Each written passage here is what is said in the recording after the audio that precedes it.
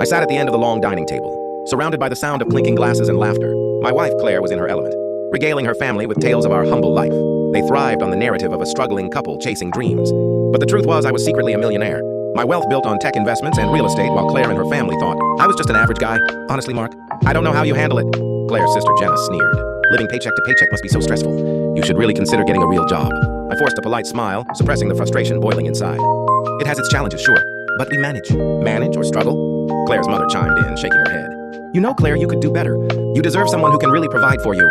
Mom, please, Claire said with an eye roll. Mark is doing his best, but her tone was condescending, as if defending a child. The weight of their words pressed down on me, each jab hitting my pride. My heart raced as the evening dragged on, laughter drowning out my thoughts. Maybe tonight would be the night I revealed the truth. As dessert was served, I took a deep breath, ready to shatter the charade. Can I have everyone's attention? I said, my voice steady despite the tension in my chest. Claire looked at me, surprised. What's going on? I need to say something, I continued, locking eyes with her. I've been living a lie.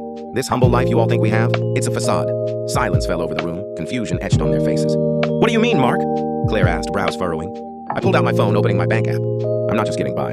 I'm worth over $10 million. I've built a successful business and kept it from you to protect it from your family's judgment. Claire's jaw dropped, and her family exchanged shocked glances. Wait, you're serious?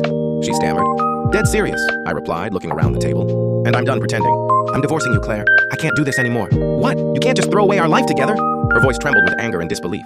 It's not a life I want. You and your family have belittled me for too long. You never saw me for who I truly am. A surge of liberation washed over me as I spoke, the weight of condescension lifting. Mark, please, she pleaded, tears welling in her eyes. We can work this out. No, I don't think we can. You've made it clear how you see me. I deserve better.